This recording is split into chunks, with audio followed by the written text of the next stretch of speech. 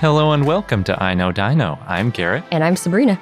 And today in our 425th episode, we have a bunch of news, including I think you have a new Titanosaur. Sure do. And I've got a update on medullary bone, potentially some more of that. There's also some gut contents in a Microraptor. You also have a dinosaur connection challenge, don't you? Oh yes, princess seams. How might we connect dinosaurs to princess seams? You'll just have to listen and find out. Yeah, which is, I guess it relates to dinosaurs wearing clothing, which sounds very fun. Well, that's one take. Oh, you got multiple takes. And I've got a fun fact, which comes from our bonus content. Sabrina accidentally challenged me to finding out about state dinosaur fossils. So I'm going to do that. You just find challenges everywhere. I do. And we have dinosaur of the day, Isanosaurus. But before we get into all of that, we have some new patrons to thank. And this is the first episode we're recording in 2023. So we're thanking all of the people that joined basically from the end of December through the beginning of January, very beginning of January. We have 5 new patrons to thank. Awesome. Yes, it is so great. There is Paul B. who joined. There's also Sam. And we've got Dong, Bryman, and Malleus. Hey, thanks so much for being a dino-it-all, joining our community. Yes, and like we were saying, make sure you get those addresses updated if you're at the Triceratops level and up, so we can send you that special limited edition patch. And then rounding out our shoutouts, we've got Tarkia Tamer, Seamus B, Luke, Ewan, and Eric. Yes, thank you so much for being a part of our community and listening to our show and supporting us for the past 8 years. Yes. Jumping into the news, I've got the new dinosaur, so I get to start it off. As Garrett mentioned, there's a new Titanosaur in town. Well, in town in Brazil. If you're in Brazil, it's in town. If you're in the right town in Brazil, I guess. And it's probably not a town with a lot of people in it. I'm not sure. But this Titanosaur is named Caieira allocaudata, and it was found in the Serra da Galga Formation. The authors compared the bones to other dinosaurs that had been found in the same area, because this area is rich in titanosaurs, turns out. There's Barytitan and Tyrannosaurus, and they also compared it to Uberabatitan. And this paper, not only did they name a new titanosaur, they also did some lumping. So they found that Tyrannosaurus pricei, that's the full name, is a junior synonym of Barytitan britoi. And they did this because they were describing some new specimens, new in that they hadn't been described before. They'd been found a long time ago, in the 1950s. But not described before. Yes, and the specimens that they described, they found were also Barytitan. Oh, I see. So it filled in the gaps. Whatever things looked unique about Tyrannosaurus actually happened to be in Barytitan, but we couldn't tell until we found these, or described Exactly. these new bones that sort of merged that gap. It's like Barytitan and Tyrannosaurus had fossils that didn't overlap, so we couldn't tell for sure that if they were the same or different.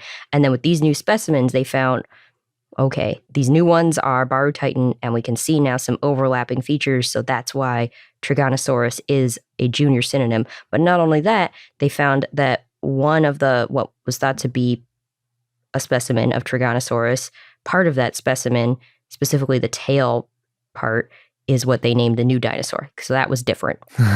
Interesting. Yes. Yeah, you see that sometimes rather than just saying like, well, this tail part is the previous named thing, and we're going to take the rest of it out and put it into the other previously named thing. They come up with a new name because otherwise it's too confusing, because you could go back to that original description of that old name and it's got a bunch of stuff in it that shouldn't be there. Mm-hmm. So it's easier just to make a new name sometimes. Exactly. Now this Titanosaur, Caieira, probably looked like other titanosaurs, but again, we're going off the tail vertebrae here. It would have been large, had a long tail, walk on 4 legs, and had a long neck. As I said, there's a lot of titanosaurs that have been found in this area. There was field work done in the 1940s and 60s by Llewellyn Ivor Price, who found a lot of the fossils. And the holotype of what's now Caieira was found in 1957. According to the paper, which was published in Peer J by Julian C.G. Silva Jr. and others, quote, Price was responsible for unearthing a remarkable set of titanosaur remains from the quarry known as Caieira. So that's how we got the name. This included 3 specimens known as Series A, B, and C. Now, Series A, there was a lot of neck and trunk vertebrae, and it was partially described, but it wasn't assigned to any particular dinosaur. Series B, quote, is one of the best preserved titanosaurs recorded in the area, end quote. Yeah, it includes the neck and trunk vertebrae, parts of the pelvis, and that eventually became the paratype for Tyrannosaurus pricei. And Series C includes tail vertebrae and chevrons, and eventually that one was named Barytitan britoi. Then more field work was done in the 1980s and 1990s, and they found even more titanosaur bones. So the authors described all these specimens. These are the new specimens, and that led to them naming Caieira and lumping together Barytitan and Tyrannosaurus. Well, going back to, they did also compare to that other dinosaur, Uberabitytan, and they found that these dinosaurs were different from Uberabitytan, but there was only minor differences compared to the holotypes of Tyrannosaurus and Barytitan. Again, these new specimens helped with the comparison, so hashtag need more fossils. They did it. They found the new fossils. They found the new fossils and it helped. The reason that Tyrannosaurus got synonymized with Barytitan, and Barytitan is the name that we're keeping, it's pretty funny. They were actually both published in the same volume, but Barytitan was published just a few pages before Tyrannosaurus. It was published on page 529, and Tyrannosaurus was published on page 565. Yep, that's how it goes. So just beat it out by a few pages. We've seen it where it's just like a sentence or two away, and then they go with the older name. That's true.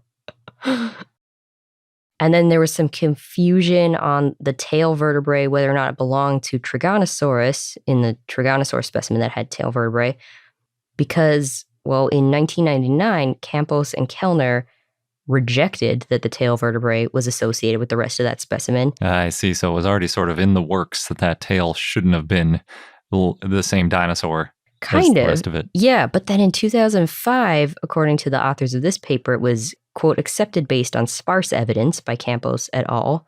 So it was rejected, then kind of accepted, but they said that wasn't the strongest case that this tail vertebrae belonged with the rest of the specimen. And so based on that, it should be its own specimen and therefore its own taxon or dinosaur. And that's how we got Caieira. Again, the type species is Caieira allocaudata. There's a couple details in the 10 tail vertebrae that make it different, including part of it being robust. The genus name comes from the site where the fossils were found, and the species name means strange tail. And it lived in a semi-arid climate. Strange tail. Yep, well, strange compared to those other titanosaurs.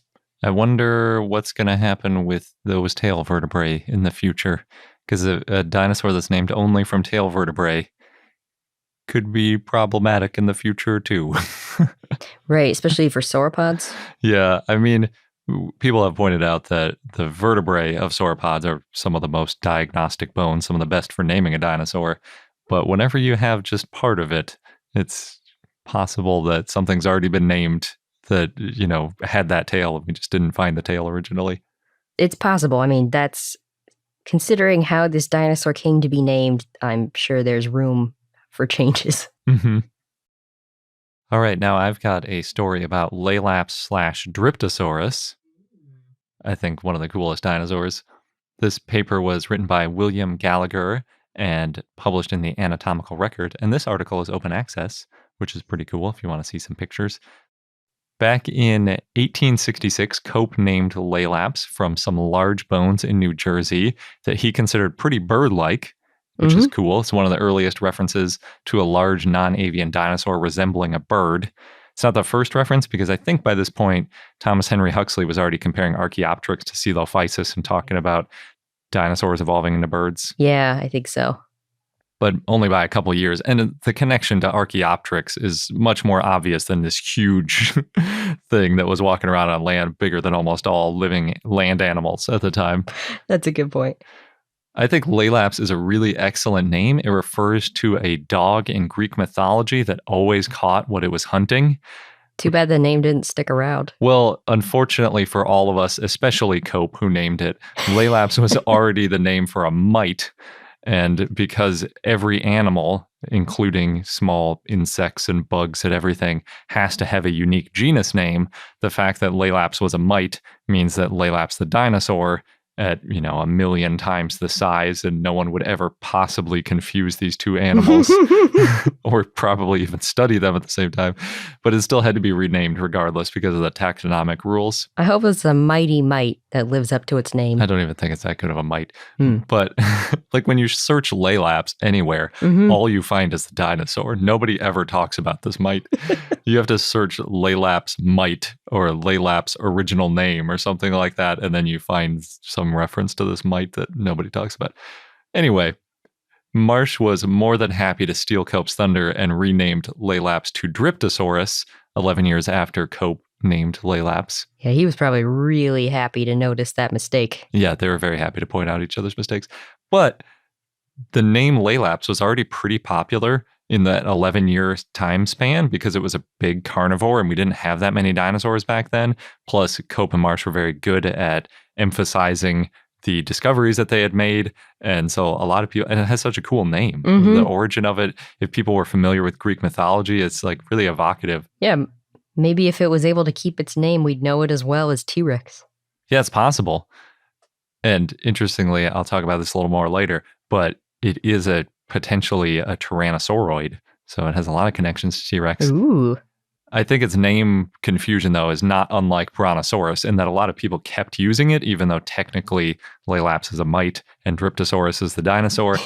People just liked Laylaps better, and it had already sort of gotten into the public consciousness.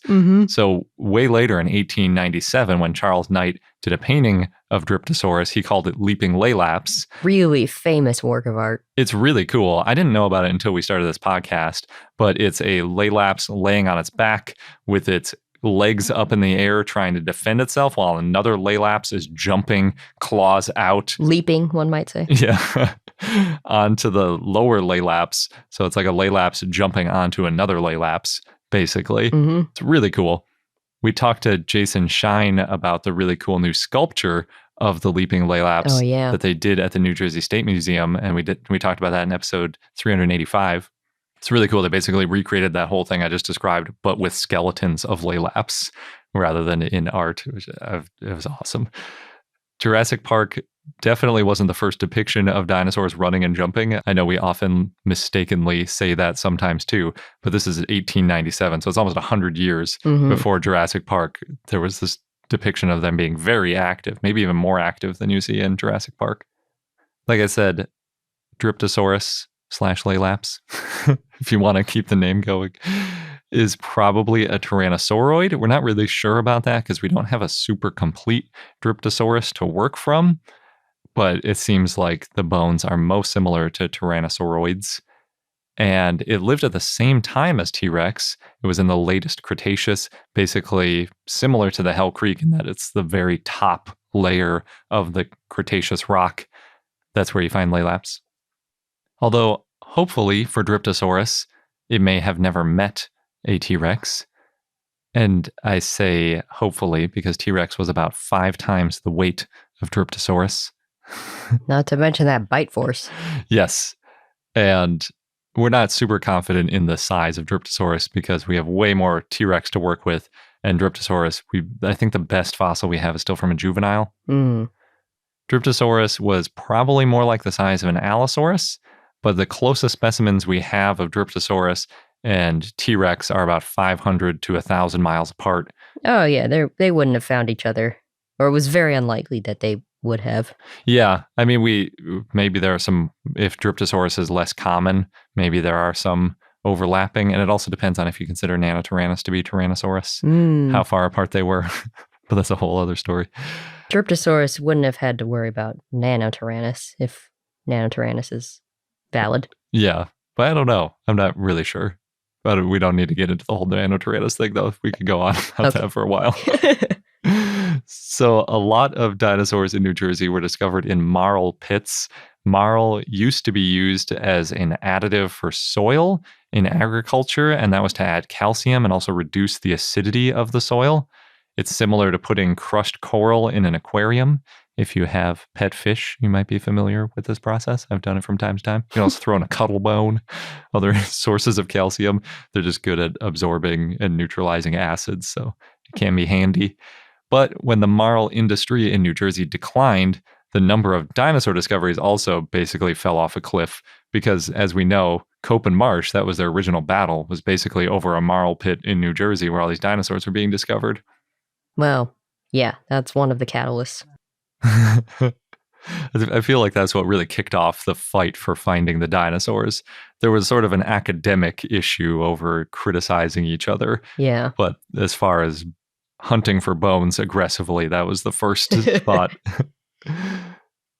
Fortunately, even though there isn't so much marl digging going on in New Jersey, people still occasionally dig through the waste heaps from these marl pit quarrying activities, and they found some new bones. More specifically, pieces of bones. They found 6 pieces of quote-unquote long bones. Oh, arm bones? Yeah, it could be arm bones, could be leg bones. I think there are a couple other bones that count as long bones, but yeah, basically limb bones. Plus, quote, a dozen or so smaller fragments. But the long bones are the important ones, and they have an unusual texture inside. It appears mostly like it's dense layered bone, but there's a thin layer of porous bone on the inside. This type of bone in other situations has been called medullary bone, which is attributed to egg laying. Oh, adds a layer of intrigue here. Yeah, I think you've talked quite a bit about medullary bone. Mm-hmm. And a lot of times it has a headline like, this dinosaur was female. Yep, or pregnant, or, yeah. Recently laid an egg or something like that. On at least one fragment, the porous bone is also a different color. It's lighter than the rest of the bone, so it really stands out as a separate sort of type of bone. But unfortunately, like I said, the bones are really fragmentary. One of the best pieces is from the middle of the femur. And when I read mid-femur, I was like, okay, we see that all the time where basically the top and the bottom of the femur are broken off. That's not what they mean by mid-femur in this point. They mean like the inside of the femur, like the entire outside is broken away and you've got this weird chunk of just the middle of the bone left.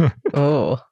Yeah, it's not the best bone to work with when you're trying to figure out what kind of animal a dinosaur bone is from, because basically all the features of it are on the outside, different bumps and things. If all that's broken off, right, then what do you have left? Yeah. Well, maybe something like medullary bone. Exactly. And I guess in this case it's nice because you don't always break open the bones to check if there's medullary bone inside. In this case, nature did that for us, so we can see this medullary bone or potential medullary bone. Thanks, nature. Yeah. Fortunately, though, there is, given the medullary bone looking stuff and just the general structure of the bone, we can tell it's probably from a theropod, which is why I was talking so much about Driftasaurus before, because that's the big theropod we know from the quarry. So it's a decent contender for the bone haver. That really flows off the tongue. Yeah. We don't know the total circumference of the femur because we only have that, middle piece. You can't measure the outside of it. But they estimate that it's about 21 centimeters or 8 inches, just based on, I guess, extrapolating how much bigger it would have been. Obviously, that's a pretty rough estimate. If it was 21 centimeters in circumference, that would put the animal at a rough weight of about 2/3 of a ton. Not bad. And that's a little bit smaller than a typical Dryptosaurus, but still the most likely named dinosaur from that formation. Of course, it could always be something new, too. Could be new, could be a juvenile. Hard to say. Yeah. Well, with if it's medullary bone, maybe it's not a juvenile, but maybe a subadult. Yes. And, there's various, not all dinosaurs grow to the exact same size. It could just be a smaller individual. The author seems to favor the hypothesis that it is medullary bone, just based on the way that the paper is written. There's a lot about medullary bone, not a whole lot about pathology, even though the abstract says this could be medullary bone or pathology. Most of the paper is about medullary bone. They can't rule out osteopetrosis, which is the sort of weird bone growth pathology where stuff gets too dense or denser than is expected to become, and there's just like extra bone growing. Oh, what if that happened and then it like broke open the rest of, and that's why we just have this weird middle piece. Oh, that'd be very sad. Yeah. It makes the bones fragile and more likely to fracture when they have osteopetrosis. You can get that in living animals, including humans today. But in this case, it does look a little bit more like medullary bone, I think, because it's more of an even growth. And it looks like other medullary bone that has been reported in the fossil record, which would be a really handy thing to do with this. We could compare it chemically or take some histology of this reported medullary bone and compare it to some of those T-Rex or other dinosaurs from other formations and see if they have a lot in common. We might be able to figure out sort of some key characteristics of medullary bone, confirm it to all the medullary bone skeptics. And then we might be able to better confirm that some dinosaurs are female. It's like you were saying the other day, probably the only dinosaurs we'll be really certain about the sex of is the female dinosaurs. Specifically the ones that were in the process of laying eggs or had recently laid eggs. Yeah, that's very true, because not all female dinosaurs, even once they're sexually mature, they don't all have medullary bone. It's a sort of a seasonal thing. So we'll probably at some point know for sure that a few dinosaurs were female. Yep. And that's probably about as far as it'll go for a while. But again, there are still potentially other causes of this sort of medullary bone looking stuff. So we're not sure that it's medullary bone yet. Got to do some more analysis. We're going to take a quick sponsor break. And then after that, I'm going to tell you, Garrett, about a Microraptor that ate mammals. Ooh. All right, we've got a story about gut contents, one of my favorite types of stories. This one specifically is about Microraptor and how it ate mammals. This was published in the Journal of Vertebrate Paleontology by David Hone and others. And we know that dinosaurs ate mammals, but now there's just more evidence that they definitely did. This is the second case where we can see a theropod that ate a mammal, and it's specifically Microraptor jowianus. So yay, gut contents. That is really cool. Yeah, the authors found a small mammal foot, the right foot, inside the rib cage of the holotype. In the rib cage, huh? Yeah. The mammal was about 1/10 the size of the Microraptor specimen. It's unclear what type of mammal it was, but it did have slender toes. The length of its toes is similar in size to mammals such as Cynodelphes, which is an early relative of modern marsupials, including possums. So this helps show us that Microraptor ate a lot of stuff, because we also know that Microraptor ate birds, fish, and lizards. These were found in other specimens. The Microraptor holotype is incomplete, but the skeleton is articulated, and there's no evidence of any rupture in the ribs, so it seems that, yes, this mammal foot was digested. And the mammal foot is also articulated. It's connected. That's really cool. Yeah, because the question always is, how do you know that it ate it and it didn't just fossilize next to it and so close next to it that it looks like it was inside of it? But in this case, it's like it would be a magic trick to try to sneak it through the rib cage without breaking any of the bones. Exactly. So we think, yeah, this seems pretty clear that it ate this mammal. Previous papers have talked about maybe Microraptor hunted birds in the trees, or it hunted for fish, because we found birds and fish and lizards in its guts. But the authors of this paper think that that's not the case, or at least it's not the case that they both could do well, hunt in the trees and hunt for fish, just because that takes some specific skills.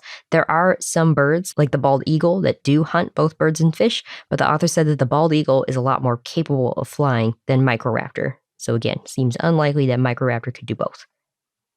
The author said that the hypothesis that Microraptor hunted birds was based on the bird found in the specimen being part of a wing and both feet, and it was articulated, but it's possible that the dinosaur ate the bird in parts and scavenged the bird instead of hunted it. Oh, yeah. Yeah, it's pretty hard to tell tens of millions of years later whether something ate a thing that was recently alive or had died. I don't even know if you could tell that if you found something in gut contents from like 5 days ago. Yeah. Yeah, you might have to see exactly how they ate it. Yeah. So we don't know if this Microraptor specimen hunted or scavenged the mammal either. It's likely, though, that Microraptor in general hunted and scavenged and also foraged in multiple places. It appears that Microraptor was capable of gliding flight, and the author said that there's evidence it could have achieved powered flight. It probably could climb, so it could get into trees. It's hard to know what sort of habitat Microraptor lived in because we've got the birds, fish, and lizards, and now mammals that have been found inside the specimens. Yeah, I think I remember one of the times when a fish was found, they're like, oh, it probably lived around water. Mm-hmm. But now it's like, I guess it just went all over the place. Yeah. And there are multiple Microraptor species, so that could be a reason in the somewhat different diets. Like Microraptor jaliensis was found one with a lizard, another with a mammal. Microraptor gui was found with a fish and a bird. So, yeah, maybe there's some differences there. Oh, that's cool. What we can say, though, is that Microraptor does seem to be a generalist when it comes to food. Yeah, for sure. In terms of this Microraptor specimen and the mammal, it's possible the mammal was climbing and then got seized, or it's possible the mammal was scavenged. We could come up with all sorts of fun possibilities. It's possible that the mammal was gliding mid-flight and the Microraptor was gliding next to it and bit off its foot mid-air. It's possible. I like that scenario. Basically anything that ends with a foot of a mammal ending up inside Microraptor was possible. I mean, that's interesting. But the authors are saying, like, they pointed out the foot doesn't have as much nutrition as other parts of the animal. So it's interesting that's what ended up in the gut. And maybe that's one of the last parts of that mammal to be eaten, so maybe it was scavenged. Yeah, that's a pretty good reason to think that. Or that it was trying to snatch at it and only got the foot. And managed to chomp off, sever the foot. Yeah, I guess that's not so likely. It probably mid-air. Yeah. It's a mammal that had evolved the ability to drop feet so that it could escape. That would be interesting. Now, Microraptor had relatively short, deep jaws, similar to other carnivores that eat larger prey. So Microraptor may have also eaten larger animals in addition to the smaller animals. And Microraptor was built for seizing prey and injuring it with a forceful bite, though it seems unlikely it could sever a leg. Yeah, with a single bite. With a single bite, I don't even know if a T-Rex could pull that off. It still probably takes some yanking and ripping. Yeah. Turns out over 300 articulated Microraptor specimens have been found.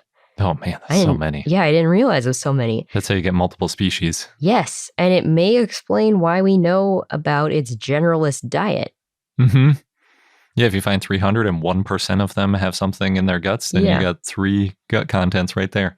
Yeah, and exactly. It means we see way more gut contents for Microraptor compared to pretty much any other dinosaur. That's so cool. It is. Microraptor is a really cool one. Yes. I didn't realize there were so many found specimens. Yeah, that's great.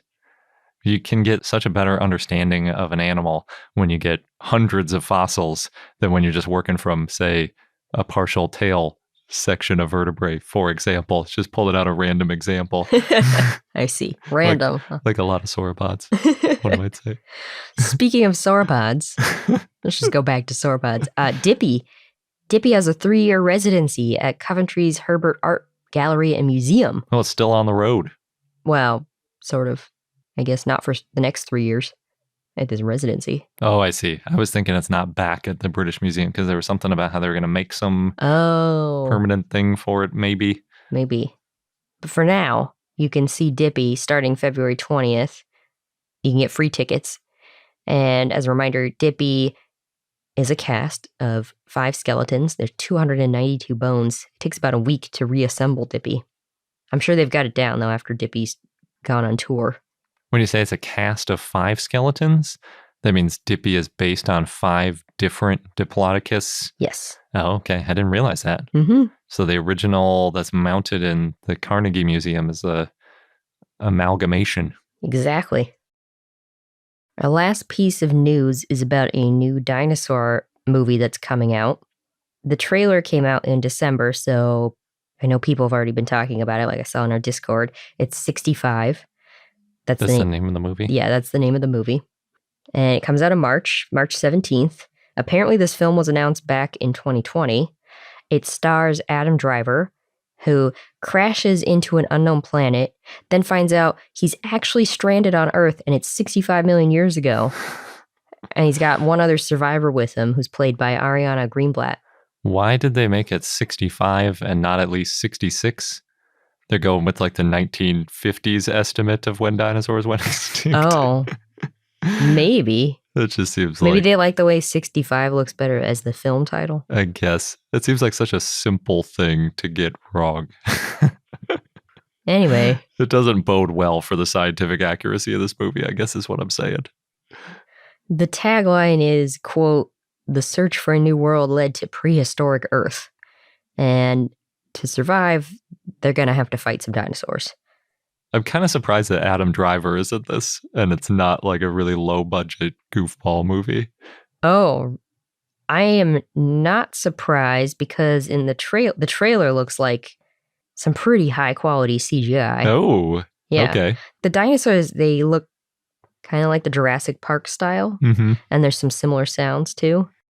The people who made it's from the writers of the movie A Quiet Place. Oh, nice. So it seems like it's kind of like a horror film. Oh, that's cool. Kind of like the original Jurassic Park. I've gone from being very pessimistic to very optimistic in the course of this description. That was very quick. I get really critical about scientific inaccuracies. I mean, I don't know about the scientific accuracy of the dinosaurs, but it does look entertaining. If it's a horror movie, I basically let them do whatever they want to make it scarier. That makes it better. I think it's been tagged as thriller, but in the trailer, it just seemed like horror to me. It seemed like the first Jurassic Park with the suspense and everything. You said they sound like the dinosaurs in Jurassic Park. Mm-hmm. What was that? Is it just like a scene of a dinosaur roaring kind of thing? Kinda, yeah. You just you hear them, which is what contributes to this horror effect. You don't see them all the time. I'm hoping it's more like the first Jurassic Park where they're not so much like screaming as they're about to attack, and it's more like slinking around, because that would definitely make it more intense. The fact that it's made by the people that made A Quiet Place seems like they're aware of the fact that quiet is scarier. Maybe they'll accurately depict how animals hunt in quiet. Maybe. And we'll find out in March, I guess. Might be the first dinosaur blockbuster that doesn't have dinosaurs screaming as they're about to attack. I think there might be some of that. It's hard to resist. Yeah. What's cool, though, is that we're still seeing dinosaur movies. Mm-hmm. Maybe they're filling the gap left by the end of Jurassic World. Yeah. It probably helped that the last Jurassic World movie made a ton of money and people really liked it. That's always good for more in the genre. Yeah. Apparently they wrapped up filming and everything in 2021. So they've been ready for a while. Yeah. It's going to be interesting to see people's reactions. Well, now I'm really excited about it. Good. The name 65, not a big fan of, but it sounds like the movie itself could be pretty enjoyable. Yep. We'll see. We'll see. All right. We've got another dinosaur connection challenge. Today's topic is princess themes. This comes from Heather. Thank you, Heather. Yeah, they requested this a really long time ago. It took us a little while to get to it. We've got a little backlog going at this point. Got a big backlog. But we're working on it. Now, first, what is a princess theme? I had to look this up. I have sewed in the past as a hobby, but I'm very much an amateur, and I know only the basics. A princess seam, it's a vertical seam. You often see it in the front and or the back of a shirt or a dress, usually women's clothing. It often goes from the armhole to the hip. It can also be in skirts. And it creates this slimming, flattering look. Yeah, I looked it up just so I would know what a princess seam was. So I knew what you were talking about.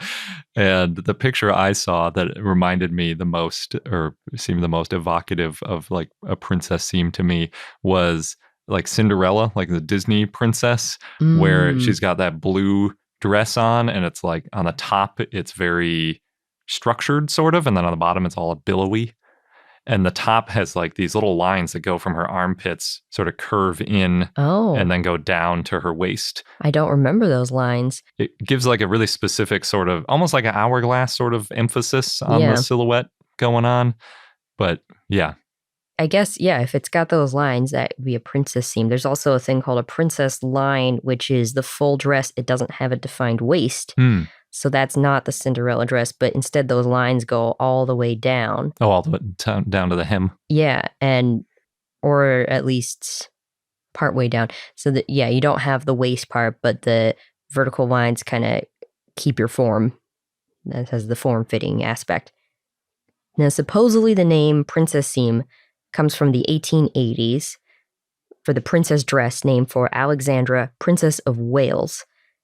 And again, there's no horizontal waist seam, but they use the vertical tucks or the seams to fit the waist. Oh, cool.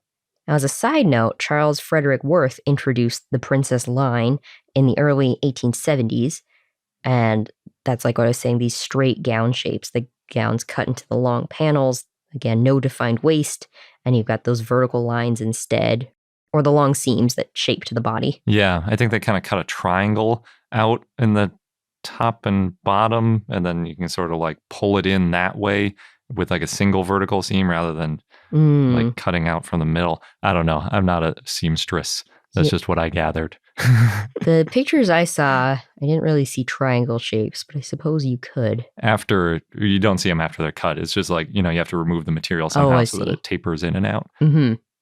Princess Alexandra lived from 1844 to 1925. She was also known as Alexandra of Denmark. And from 1901 to 1910, she was Queen of the UK and British Dominions and Empress of India because she was married to King Emperor Edward VII. It's a lot of titles. It is a lot of titles. So, as for the dinosaur connection, because a different kind of podcast could go into Alexandra's life and talk about the history and everything. Yes. But we're here for the dinosaurs. Alexandra has a bird named in her honor. It's a parrot. Mm-hmm. The type species is Polytelus alexandrae. It's also known as the princess parrot, Queen Alexandra parrot, Alexandra's parakeet, Princess of Wales parakeet, rose-throated parakeet, and spinifex parrot. It's a pretty colorful bird / dinosaur, because birds are dinosaur. There's your connection. Yes. It's mostly green. It's got a pink throat. It's blue on the top of the head, and it's got a hooked short beak. That is colorful. Yeah, it's pretty. Green, pink, blue. Yeah. Like half the rainbow colors, if you count pink as a rainbow color. Pretend pink is red. Anyway, it's got a long, narrow tail. The males have brighter colors than females. That happens a lot with birds. Pretty much always. Yeah. I can't think of any examples. It lives all over Australia, the Northern Territory, Western Australia, South Australia.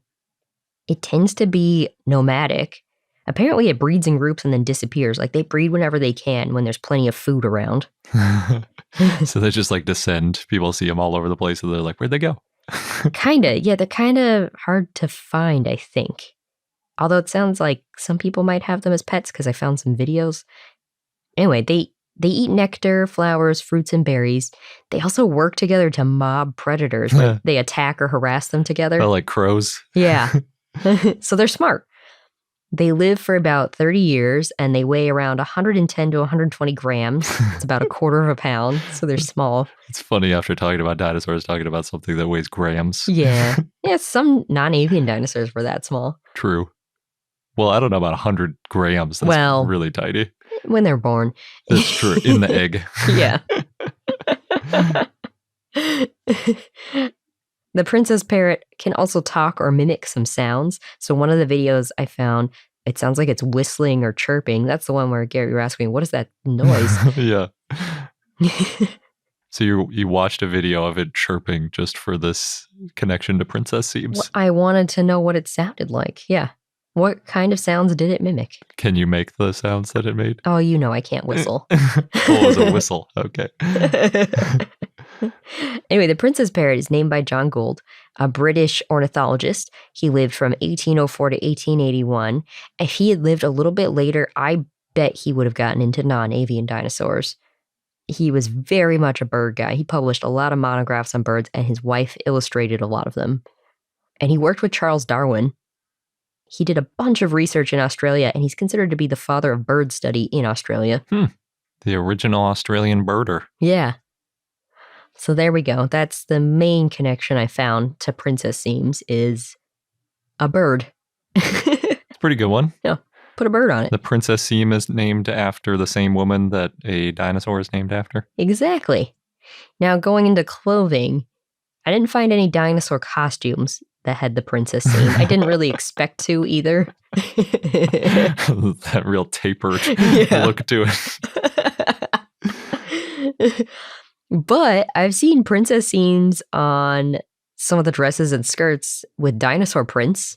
Like I saw one recently where the print is a bunch of sauropods in snow and they're wearing Santa hats. Very cute. If you like sewing, you could make your own dress or skirt or shirt with princess seams. And there's a lot of dinosaur fabrics out there now and a lot of patterns. You can even print the patterns at home. You're almost turning it around. If you want a connection between a dinosaur and a princess seam, connect it yourself. Go sew it. Go connect it with thread. Gary, you came up with the question when we were first talking about this, like how much fabric would it take to make something for a dinosaur? Make something with princess seams? Yes. In other words, clothe a dinosaur. Clothe a dinosaur, which is that is a challenge in itself. Yeah. I'd say it very much depends on the size and shape of the dinosaur. Mm-hmm. For this challenge, I figured I'd stick with the smaller, more bird-like ones because I had parrots on the brain and also Microraptor. So Microraptor, as an example, was estimated to be up to 2.5 feet or 0.7 meters long and weigh up to 2.2 pounds or 1 kilogram. So bigger than the princess parrot. But yeah.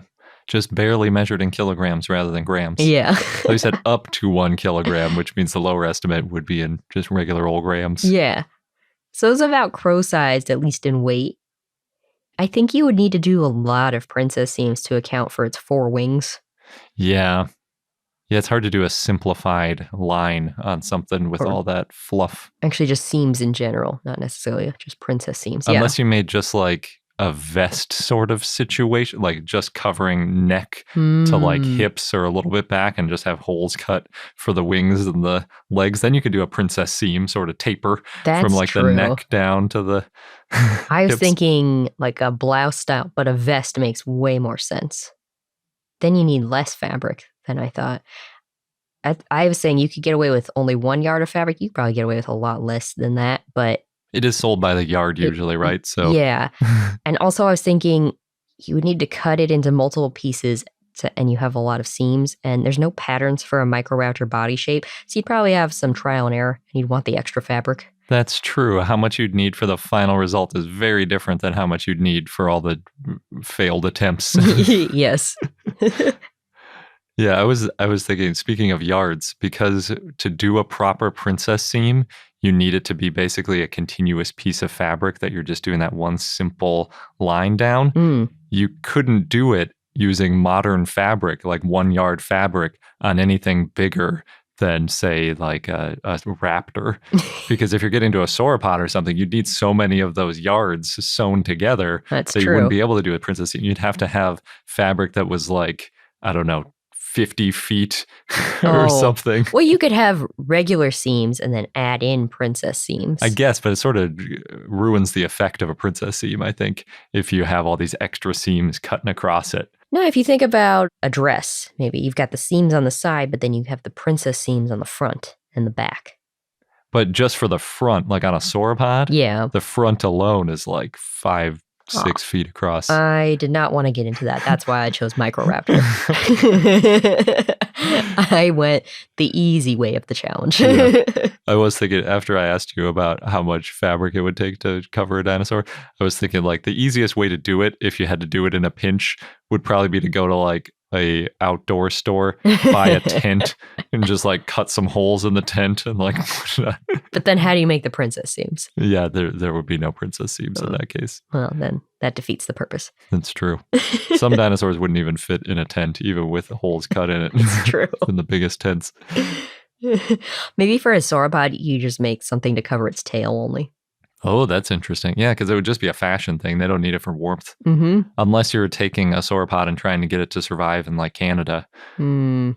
Then you might need to put a sweater on it or something.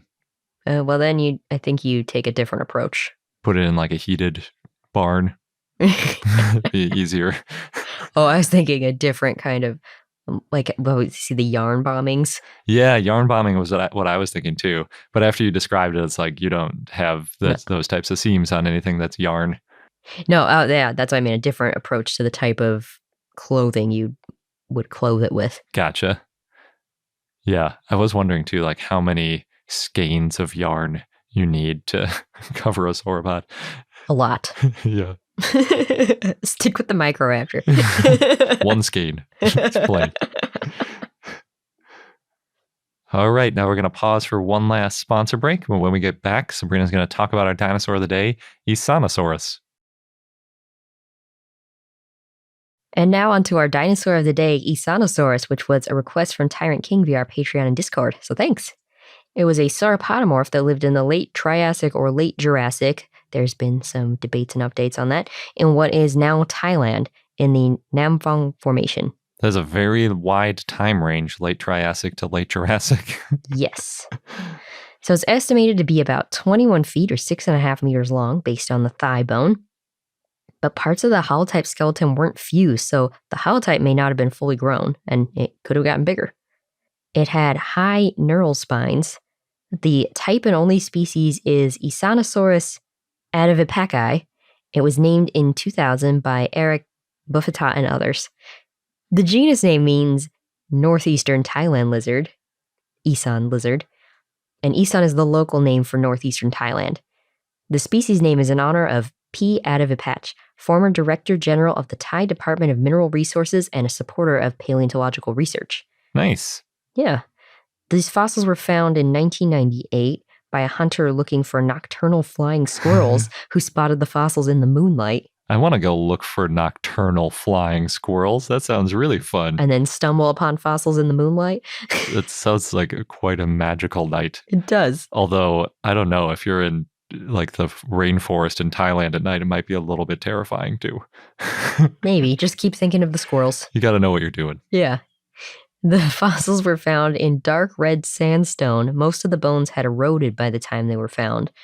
The holotype includes a neck vertebra, back vertebra, parts of the tail, some fragmentary ribs, part of the shoulder and thigh. Now, at the time, Isanosaurus was the earliest known sauropod dinosaur. Originally, it was thought to have lived about 210 million years ago. But in 2009, Racy and Goodall dated Isanosaurus from the early Jurassic instead of the Triassic. It's one of the earliest sauropodomorphs to walk on all fours. It was an obligate quadrupedal dinosaur. It had a robust femur, quote, with a sauropod-like straight, craniocaudally flattened shaft, end quote. So it had a robust, straight thigh bone. That definitely would be pretty amazing if it was 210 million years old, because that sounds a lot like a typical later Jurassic sauropod. Yes. Yeah, because it had these column-like legs and it walked on all fours. In bipedal sauropodomorphs, the leg bone is curved.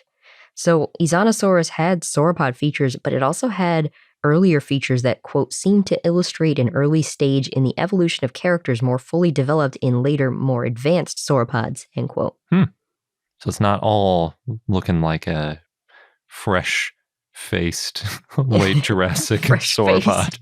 No, it did look like a typical sauropod with the bulky body and the long neck and the long tail and then walking on four legs. But again, it just lived pretty early.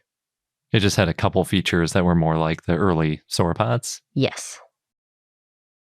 And for our fun fact, like I said, Sabrina accidentally challenged me in our recent Patreon bonus content to figure out which states don't have state fossils. Oops. Sent you down in a Rictodromaeus burrow. So I kind of talked about this a while ago. Back in episode 115, which was 5 years ago, there were 11 states plus Washington, D.C. that had either a state dinosaur and or a dinosaur as a state fossil, which isn't that many. That's only 12 areas. Yeah. 7 more states since then have added state dinosaurs in those last 5 years. Although 2 of them, Connecticut and Massachusetts, both had dinosaur tracks, eubrontes, as their state fossil. So it was like sort of I think at the time I included it in the state dinosaurs, but now they have like real dinosaurs. real limbs, real bones, not just tracks. Of course, if you want to be pedantic, every state technically has a state dinosaur since every Birds. state has a state bird. Yes. So for non-avian dinosaurs that have been selected so far in alphabetical order by dinosaur, not by state, because dinosaurs are more important, we've got Acrocanthosaurus. That's from Oklahoma. That's Oklahoma state dinosaur. Their state fossil is Sauropodomorph, so they actually have like a double dinosaur situation going. Mm-hmm. Arkansaurus is the state dinosaur of Arkansas. Not surprising. Mm-hmm. Astrodon is from Maryland. Augustinolepis from California. Knew that one. Pretty cool hadrosaur at the LA Natural History Museum. Mm-hmm. Capitalsaurus is from Washington, D.C. That's a weird one. It's an indeterminate theropod from a single partial vertebra, which was found in 1898 during sewer construction. All right. But they've got it. It was found in Washington, D.C. itself, which Yeah. is still pretty cool. And that would be hard to do. DC's not that big. It's a small place to look for dinosaurs, but it's close to a lot of other dinosaur spots. Yeah. But if you wanted to say this one came from Mm-hmm. DC. Not even Washington, D.C.'s sports teams, I don't think, play in Washington, D.C. So, but they have a dinosaur that's actually in Washington, D.C. Then you got Coelophysis. That one's from New Mexico. That's an excellent choice. Coelophysis is so cool. There's like 100 of them from New Mexico. Dilophosaurus from Connecticut. Obviously, after the Ubrontes tracks, they finally added in the dinosaur that might have made the tracks. Mm-hmm. Driptosaurus from Delaware. Should be from New Jersey because, as we know, it's from New Jersey. But I guess they can have it if they want it. They found some in Delaware, too. That's because New Jersey has Hadrosaurus, also Mhm. from New Jersey, and the first ever mounted dinosaur. Hattie, yeah. Although that's now in Pennsylvania. Oh. For New Jersey. Well, at least these states are all close to each other. Yeah, that's true. There's Maiasaura from Montana, the good mother dinosaur with the Egg Mountain being in Montana. I think that's a pretty good selection. Parasaurus from Missouri, another hadrosaur. The Podokesaurus from Massachusetts. You talked a lot about that when that one was getting passed. Mm-hmm. Paluxysaurus / Sauroposeidon from Texas. Sonorosaurus from Arizona. Stegosaurus from Colorado. Triceratops is both the state dinosaur from Wyoming and the state fossil from South Dakota. And Utahraptor, which is the new state dinosaur of Utah as of 2018. And they also have Allosaurus as their state fossil, which they've had since 1988. Nice. So when you add it up, you've got 8 theropods: Acrocanthosaurus, Sauropodomorph, Capitalosaurus, Coelophysis, Dilophosaurus, Dryptosaurus, Podokesaurus, and Utahraptor. 7 ornithischians: Arkansaurus, Augustinolepis, Hadrosaurus, Maiasaura, Parasaurus, Stegosaurus, and Triceratops. And 3 sauropods: Astrodon, Sauroposeidon, Sonorosaurus. None of the 7 ornithischian dinosaurs, though, are ankylosaurs, which is a huge bummer. Of course you would notice that. I would. And T-Rex is still up for grabs. Of all 5 of the dinosaurs that were added, no one picked T-Rex. Is the thing that continues to astound me. That's surprising. Every single news item that they shove T-Rex into the title to make it get more clicks, but nobody wants it as a state fossil. It's so weird. Not yet, anyway. Yeah. I mean, it's not the friendliest. Maybe that's the problem. Also, it's been found in several states, so it's not really unique to any state, but it's still just like... So has Dryptosaurus. And Triceratops, which 2 of them have. It's just so weird. As Sabrina mentioned in the bonus content, there are 6 states that don't have state fossils at all, let alone, state dinosaurs is more specific. We're actually down to 5 now, since a few months ago, Indiana adopted the mastodon as their state fossil, copying Michigan. Minnesota could get the giant beaver soon. Mm-hmm. We talked about that in the bonus content. The other 4 that don't have any state fossil are Iowa, which might eventually get the crinoid, aka the sea lily. It was attempted in 2018 but failed. Well, it's been a few years. It has, yeah. I mean, things have happened. Yeah. In New Hampshire, they also tried to make mastodon their state fossil in 2015, but since Michigan and now Indiana already have it anyway, it's like, come up with something new, New Hampshire. Why do you need that? Hawaii and Rhode Island don't have state fossils either, and I couldn't even find anything of anybody trying. So if you're in one of those places and you want a state fossil, it's up for grabs. T-Rex. T-Rex for Hawaii and Rhode Island. Yeah. One last weird thing I noticed. Texas and Arkansas are the only states that have state dinosaurs, but no official state fossil. But since dinosaurs are fossils, it basically counts. Just not officially. Yeah. And that wraps up this episode of I Know Dino. Thank you so much for listening, and celebrate our 8th anniversary with us. That Triceratops leveled above comes with a sweet limited edition patch. If you join by January 2023. Yep. Patreon.com/IKnowDino. Thanks again, and until next time.